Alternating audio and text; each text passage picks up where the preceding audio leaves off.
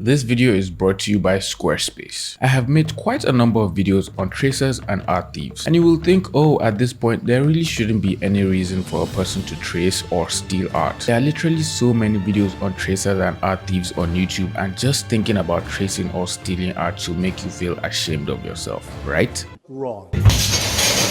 Let me introduce you to the proudest and probably the richest art thief and tracer on the internet. This lady has been tracing and stealing art from different artists and selling her stolen counterfeit art to galleries and museums for thousands of dollars, while the original artists are opening their mouths in awe.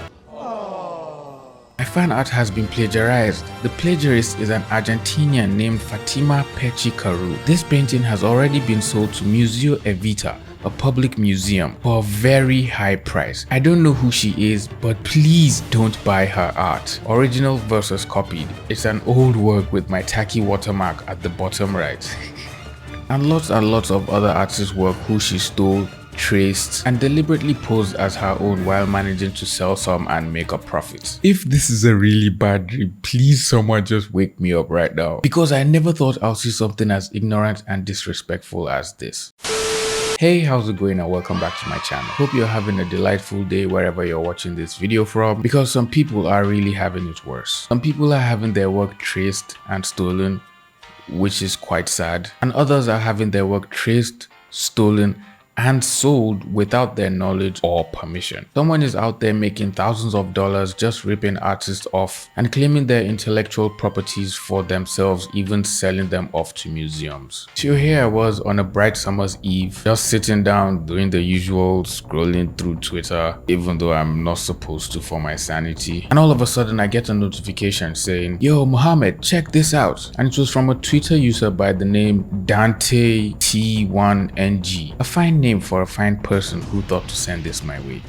Thank you very much. And then while I was going through the thread trying to figure out what had happened, I immediately got another DM from the user Ariel Steinbach, and that was immediately when the tea started brewing. I'm an Argentinian dude, and I have information and tons of proof on an Argentinian painter that traced more than 10 Japanese artists' work and sold the stolen art to a museum here for a huge amount of money. Me and a big group of Argentinian people want the case to be known worldwide and the thief to be held accountable. Wow. Just wow.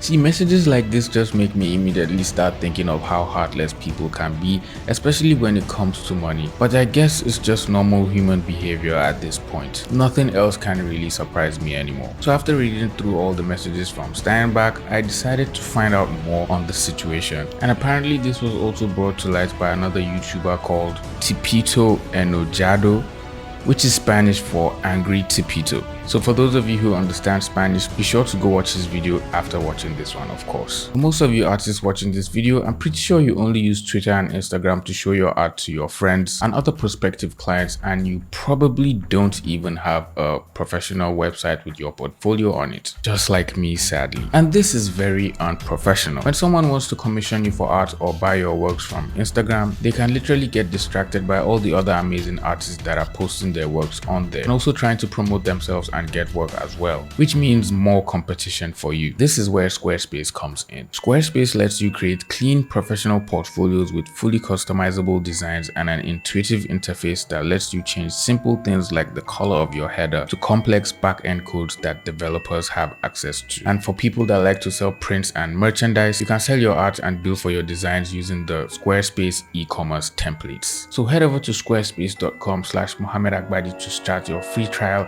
and use code Mohammed Agbadi to save 10% off your first purchase. Links will be in the description. Meet our professional art thief and connoisseur, Fatima Pechi Caru. My sincere apologies if I'm pronouncing your name wrong. Fatima has stolen art from not just one person, but a truckload of artists. Within a week, she had gotten viral and was even on some articles as a scandal and plagiarist. All her social media accounts have miraculously disappeared from the internet, which apparently is customary in 2021 immediately after you get called out. Now, since there is no way to find her Twitter or Instagram accounts, I didn't even bother checking her Facebook. work. Although I presume her website is still up, since it clearly has her full name on it. And in the bio section, it talks about where she schooled and all the awards she bagged and all the exhibitions she has held in her professional career as an artist. She has a very solid track record as a fine artist, and she's doing pretty well for herself. She has been making paintings and hosting exhibitions, and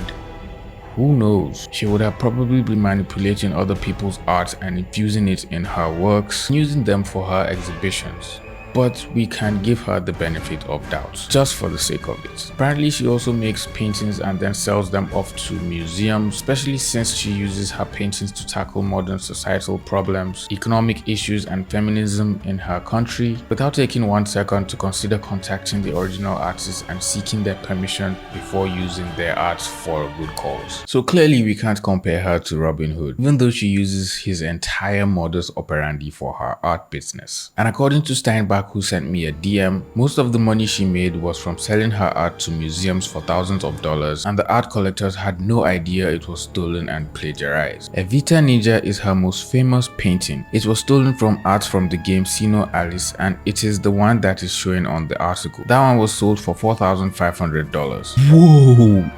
That is just mind-blowing. I can't believe this stolen image was actually sold for $4,000 to a museum. How is it not obvious that this is a copy of an original image? Let's take a closer look, shall we? This is the original image. It's the character Alice from the game Sino Alice, and I think this outfit, which is referred to as jobs in the game, can be unlocked by obtaining a weapon in the game called the Usumi Dori. This actually sounds like a cool game. If we put both images side by side, we can see she copied the exact pose the character had in the game with the same expression on her face, and even the exact sword replica in her hand. It's so obvious that this is a direct copy. Even Stevie Wonder would agree with this. The only thing she attempted to change on her own copy is the design on the clothes, which she changed to something less pleasing, and then the color of the hair, which she made blonde. Every other thing is the same as the original drawing, from the gloves to the shoes and socks she has on. It's so ridiculous that she sold this for $4,000. Do you know how many artists are on Twitter with better looking art that have never sold their art for anything close to that amount? A website that spoke about her works that were sold to the museum described the work in detail, saying, Evita Ninja from 2020 embodies the original and militant look of Pechi Karu to the fullest. History, the communion between cultures, the freedom to interpret canonical themes, almost sacred with grace and humor of Argentine history, are accompanied in the works with a pictorial treatment of enormous wealth. Wow!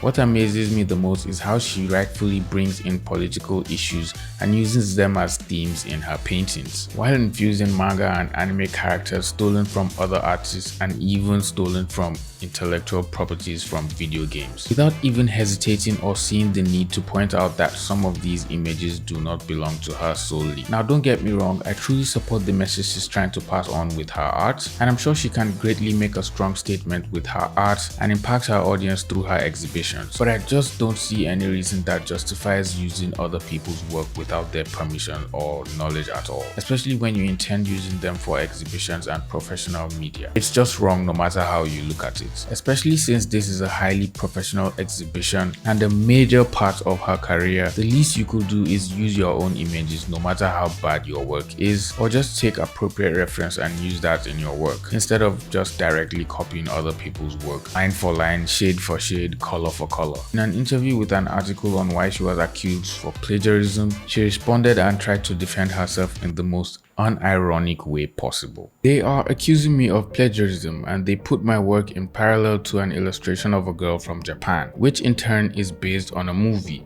My Little Pony. In that case, she is also plagiarizing. Ma'am, no.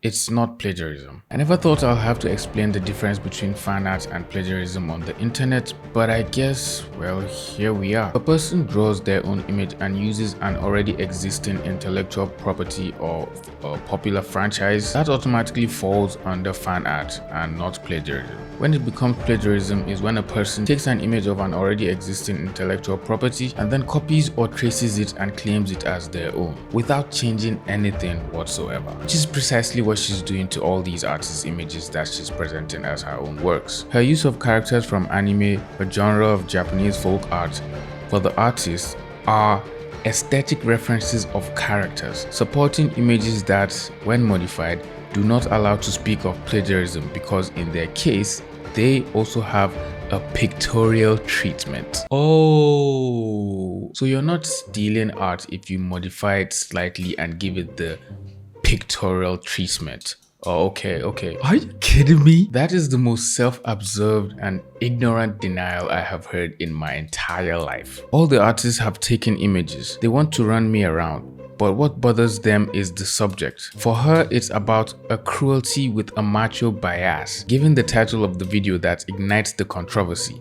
Feminists ripping off a national museum, which makes direct reference to her participation as a member of the collective Nosotras Proposmos. Ma'am, I don't think anyone has a problem with your political views, to be honest, and no one is trying to disregard the ideologies you are trying to pass across with your art. Frankly, we even agree with you. No one, literally no one, has an issue with your work. The issue is you copying other artists and literally stealing their work, selling it and making profit off of it, and then blatantly denying these aren't copies of other people's work. The problem is you're not even trying to see that what you did is wrong, and you're just indirectly giving yourself excuses to hide behind. And just to reiterate what I was saying, the Twitter user Mad Scientist did some underground digging and gathered all the images that were traced or copied by Fatima Pechi Karu. I took the trouble to look more deeply for the original drawings traced by Fatima Pechi Karu, and I was able to find the artists of the vast majority.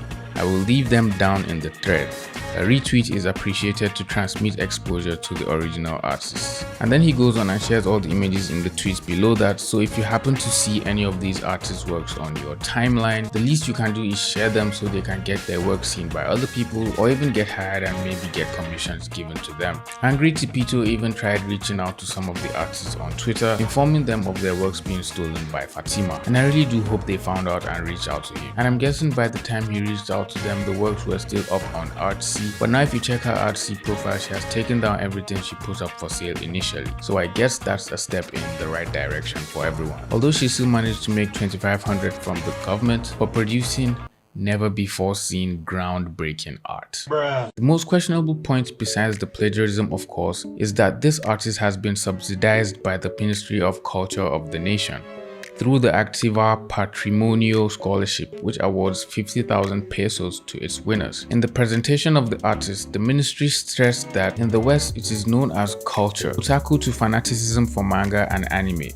elements that are constant in the pictorial style of Fatima Pechi Karu, and he pointed out that she used that language to recover the most outstanding milestones around the life and work of Eva Duarte de Perón, which is supposedly the person she has been trying to portray in all her images and paintings, especially that of the Evita ninja. To cross otaku and Peronism, the artist erects a superheroine Evita, a warrior and a vigilante with huge and resolute eyes in vibrant colors. It is a pity that most of the artist's work is so similar to that of others. It is a pity that the art collectors couldn't figure out that these images were copies before going on and presenting them to the government and museums and just allowing the artists make so much money from these stolen images. So at this point, we can just hope that Fatima has figured out that what she did was wrong, even if she still claims that it was all pictorial treatments and modifications. And if she ever decided to come out and publicly apologize to the artist the same way she publicly sold their work, that would really be nice, but I'm so sure that is definitely not going to happen. I'll leave a link to the thread where you can find all the artists that were copied from, and then you can commission them if you can, or at least just share their work across your timeline. A little support can go a long way. Anyways, I'm glad you all stuck around to the end of the video. If you enjoyed the video, please leave it a like, subscribe to my channel if you're new here, and if you want to support the channel or help an African prince, you can always buy me a coffee using the link in the description. With all that being said, I will see you in the next video. Peace.